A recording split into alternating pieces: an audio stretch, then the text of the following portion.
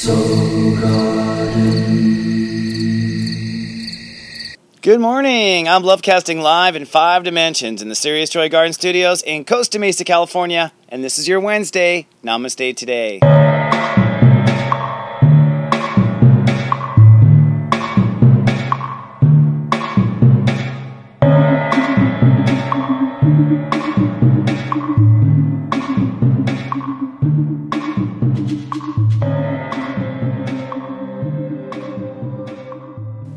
Good morning and Namaste and welcome to Namaste Today. My name is Witecki. I am a psychic astrologer and I call myself the Sensei to Serious Joy, here to stand in my heart each day and walk in the light. Thank you so much for joining me. Pleasure to be of soul service. I'm wearing white today. It's so funny because actually it was a cloudy when I got out. It was one of those cloudy kind of summer mornings here in Costa Mesa, so I was like, okay, cool. I've been waiting to wear my white robes for some time now, and then as soon as I get here, it's like, hallelujah, like super bright, so now I'm like, bright and blinded by the light. That's the other song that my angels are singing. So good to see you. So good to be in front of you. Pardon my absence. Boy, I have to say the climax of Leo was pretty intense. I had so much to manifest in my personal life, so much to go forward with, and I had to just, dance basically. And in the last couple days, just trying to still get my bearings. Balance is always difficult for me, trying to manifest and not go too far. But sometimes the universe just pushes you, right? We're now in Virgo, if you don't know, my friends, and that is the I become state of awareness. That is the energy that becomes solid. In fact, I was thinking about it on the way over here, how Virgo works and how reality works.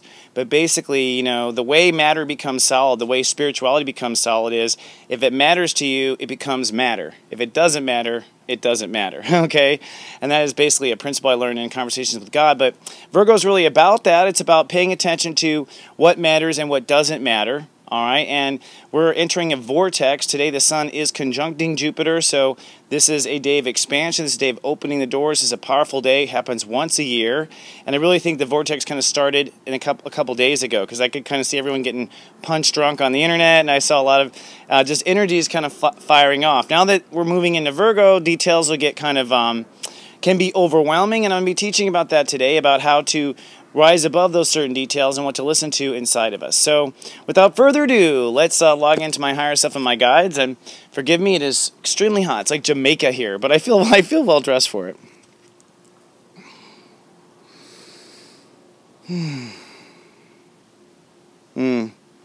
So, yeah, I mean, it's so simple.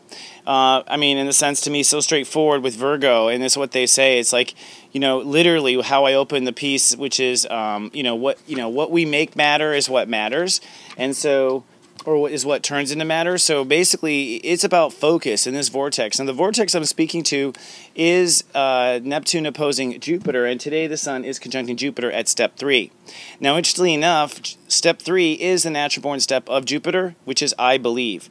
So where we believe, it's turning out is actually a part of our soul that remembers having done it in the past, or remembers from the absolute realm that this is the way it's supposed to be. And that's what I'm trying to learn, is it's about remembering. It's about remembering that we asked for this. This is what we wanted. So we're surrendering to what we really believe, and we're surrendering to what we really believe about reality.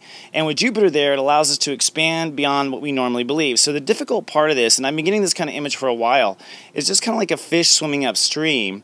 As we're swimming upstream towards Pisces, or towards Neptune, or towards a higher vibration, we're trying to just, get rid of all the earth and things clinging on to us of Virgo. So us holding on to these clumps of dirt, or us holding on to certain ways of being, certain details, certain comforts that or creature habits that suddenly seem to be out of reach.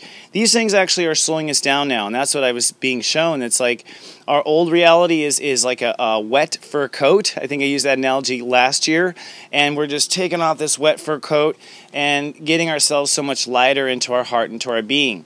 So today it's really about separating from the old reality to the new reality, and it's all going to be that separation for the first 11 days of the transit. So for the first 11 days, we're at step 3 now, so that's the 4th day, we're going to be basically having to let go of the old reality and step in a new reality.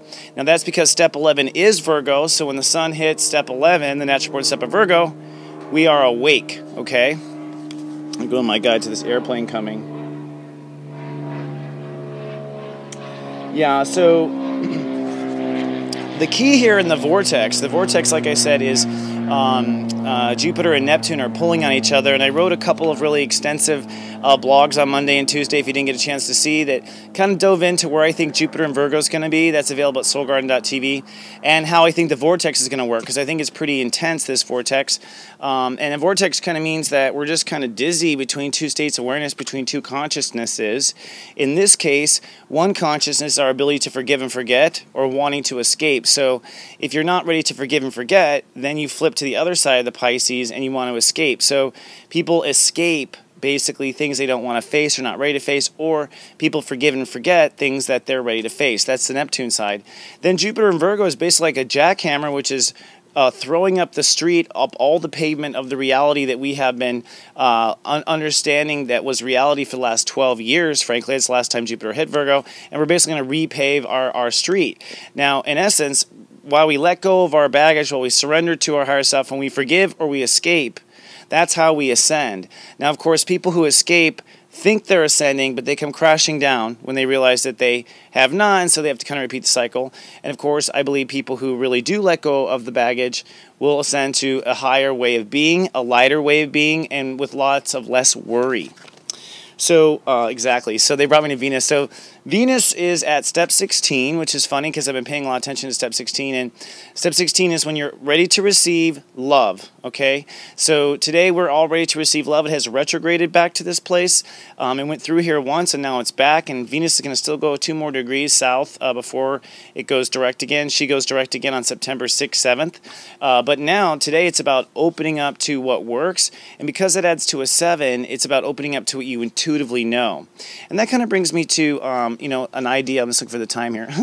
So I can't see, but blinded by the light, I can't see by the and it has to do with the idea of remembering. I'm starting to understand, and I'm going to do a little video here in the Psychic Lounge soon about what I'm learning with conversations with God. But it's interesting that it's when it comes to remembering, it seems that when we incarnate down, we know everything. When we're in the absolute, we know everything about everyone. We know everything about ourselves.